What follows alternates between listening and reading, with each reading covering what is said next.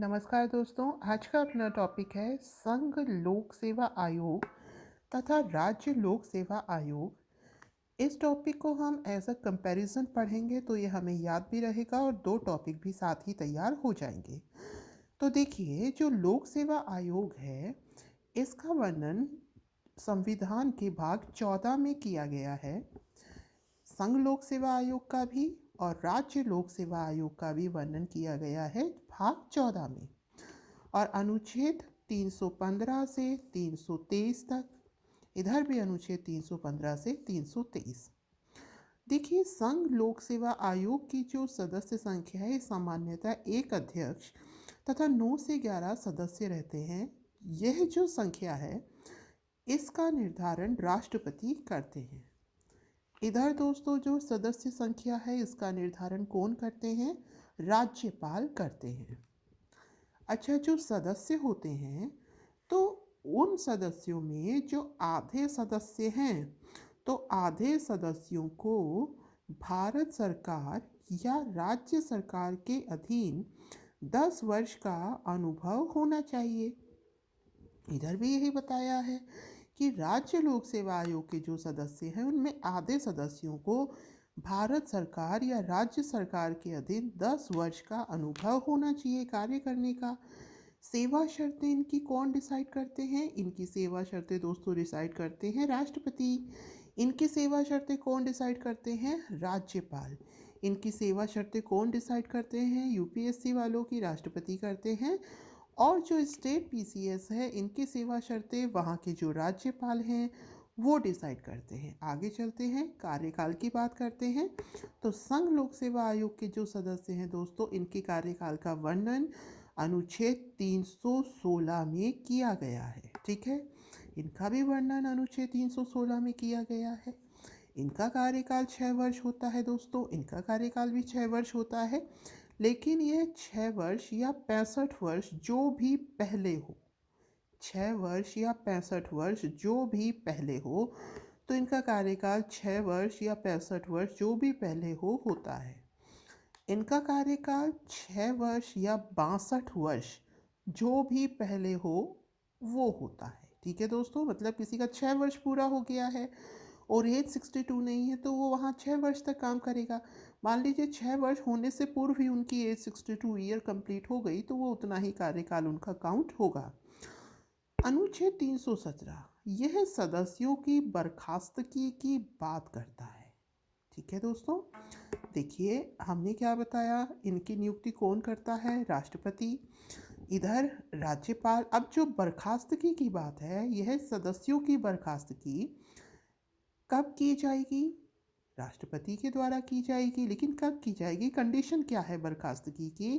कि या तो वह दिवालिया हो गया हो सदस्य, ठीक है, या अध्यक्ष, या मानसिक और शारीरिक रूप से असक्षम हो, ठीक है, या उच्चतम न्यायालय की, और दूसरी बात है कदाचार के तहत भी उनको बर्खास्त किया जा सकता है, या वो अपने कर्तव्य के बाहर वेतन नियोजन में लगा हो।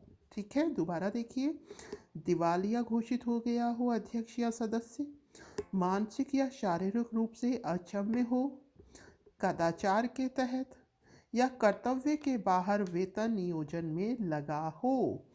ठीक है, तो उनको क्या किया जा सकता है? बर्खास्त किया जा सकता है। लेकिन जो भी कारण हो बर्खास्तगी का उसकी जांच करी जाएगी उच्चतम न्यायालय के द्वारा। और बर्खास्त किसके द्वारा किया जाएगा दोस्तों? राष्ट्रपति के द्वारा। सेम कंडीशन लगती है राज्य लोक सेवा आयोग के अध्यक्ष और सदस्यों के लिए। यहाँ पर भी जो जांच होगी वो उच्चतम न्यायालय ही करेगा और बर्खास्तगी भी कौन करेगा? राष्ट्रपति ही करेगा।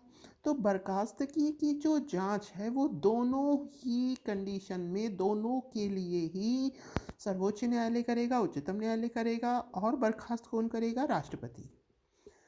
अब वेतन भत्ते जो होते हैं यूपीएससी वालों के, ये तो संचित निधि से, ठीक है, संचित निधि से लिए जाते हैं संघ की। और इनके जो वेतन भत्ते भत्ते होते हैं राज्य लोक सेवा आयोग के, ये राज्य की संचित निधि से लिए जाते हैं। ठीक है दोस्तों, ये क्या करता है, इनके कार्य की बात करते हैं। तो इनके कार्यों का वर्णन अनुच्छेद 320 में बताया गया है। तो इनके कार्य हैं, ये अखिल भारतीय सेवाओं, केंद्रीय सेवाओं और केंद्र प्रशासित क्षेत्रों की लोक सेवाओं में नियुक्ति हेतु परीक्षाओं का आयोजन करता है। ठीक है, किसकी? अखिल भारतीय सेवाओं, all India services, central services और यूनियन टेरिटरी केंद्र प्रशासित क्षेत्रों की लोक सेवाओं में, जो केंद्र प्रशासित क्षेत्र है उनकी लोक सेवाओं के लिए भी कौन परीक्षा कराता है? यूपीएससी। और ये क्या करता है? राज्य लोक सेवा आयोग ये राज्य की सेवाओं में नियुक्ति हेतु परीक्षाओं का आयोजन कराता है। अच्छा, उसके अलावा ये कार्मिक विभाग को सलाह देता है। किस बात बारे में सलाह देता है? कि मतलब इसकी सलाह बाध्यकारी नहीं है। ठीक है, ये सलाह क्या देता है कि जो अमुक व्यक्ति है इसका प्रमोशन करना चाहिए, इसको इस जगह ट्रांसफ़र करना चाहिए। ठीक है, अगर कोई केस लग जाता है किसी भी अधिकारी पर तो उस हेतु ये उसको भी सलाह देता है। ठीक है, तो ये सारी सलाहें ये इसकी मतलब मान्य नहीं है, बाध्य योग नहीं है कि ये मानी जाए। मेन काम इसका क्या है? परीक्षा का आयोजन करवाना। ठीक है दोस्तों, उसके अलावा ये इम्पोर्टेंट है, ये लास्ट ईयर पेपर में भी आया था कि यूपीएससी इसकी जो रिपोर्ट है, यूपीएससी जो अपनी रिपोर्ट बनाता है, यह रिपोर्ट यह राष्ट्रपति को देता है और राष्ट्रपति इस रिपोर्ट को संसद के समक्ष रखवाता है। ठीक है दोस्तों, यूपीएससी रिपोर्ट बनाकर किसको देता है? राष्ट्रपति को देता है और राष्ट्रपति इसको संसद के समक्ष रखवाता है। वैसे ही जो राज्य लोक सेवा आयोग है यह अपनी रिपोर्ट किसको देता है? राज्यपाल को देता है और राज्यपाल दोस्तों क्या करता है? विधानमंडल के समक्ष उस रिपोर्ट को रखवाता है। अब देखिए, जो यूपीएससी है उसके अध्यक्ष हैं हाल ही में कौन है? मनोज सोनी। ठीक है, डॉक्टर मनोज सोनी इसके अध्यक्ष हैं। यदि हम राजस्थान के लोक सेवा आयोग आरपीएससी की बात करें तो इसके अध्यक्ष है संजय कुमार श्रोत्रिय। ठीक है दोस्तों, उसके अलावा इनके एक नियम और है। मान लीजिए कि यूपीएससी का कोई अध्यक्ष है तो वह अपने कार्यकाल पूर्ण होने के पश्चात अगर उसकी एज लिमिट बाकी बची है तो वो यूपीएससी का हेड बन सकता है, अध्यक्ष बन सकता है।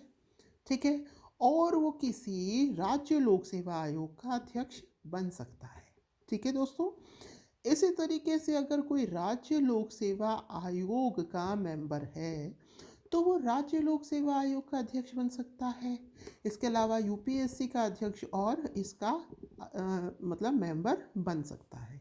ठीक है, उसके बाद सेवानिवृत्ति के बाद ये कोई अन्य कार्य नहीं कर सकते। ठीक है दोस्तों, तो ये तो बात हुई संघ लोक सेवा आयोग और राज्य लोक सेवा आयोग की। अब हम देखते हैं जॉइंट पब्लिक सर्विस कमीशन यानी कि संयुक्त राज्य लोक सेवा आयोग। तो संयुक्त राज्य लोक सेवा आयोग नाम से ही परिभाषित हो रहा है कि दो या दो से अधिक राज्यों हेतु इसका गठन किया जाता है। तो संयुक्त राज्य लोक सेवा आयोग का गठन राज्य विधानमंडल के आग्रह से संसद द्वारा किया जाता है। विधानमंडल आग्रह करेगा तो राज्य विधानमंडल के आग्रह से संसद द्वारा किया जाता है। मतलब यह कैसा निकाय है? यह एक सांविधिक निकाय है। इसके अध्यक्ष और सदस्यों की नियुक्ति, अब ये किसी स्टेट के अंडर में तो है नहीं। ठीक है, हमने संसद से कहलाकर इसका निर्माण करवाया है, इसलिए इसके अध्यक्ष और सदस्यों की नियुक्ति दोस्तों कौन करेंगे? राष्ट्रपति करेंगे। बर्खास्तगी कौन करेंगे? राष्ट्रपति करेंगे। वहाँ पर भी दोनों की बर्खास्तगी कौन कर रहे थे? राष्ट्रपति ही कर रहे थे।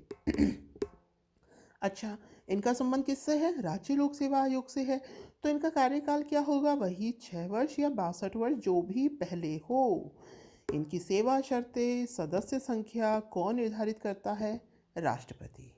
ठीक है दोस्तों, तो ये अपना संघ लोक सेवा आयोग और राज्य लोक सेवा आयोग हमने एज अ कंपैरिजन पढ़ा है। उम्मीद है आपको समझ में आया होगा। जितनी भी इम्पोर्टेंट बातें थी वो मैंने सारी इसमें कवर करने की कोशिश की है। जैसा भी लगा हो प्लीज़ कमेंट कीजिएगा, सब्सक्राइब, शेयर और लाइक भी कीजिएगा। तो धन्यवाद।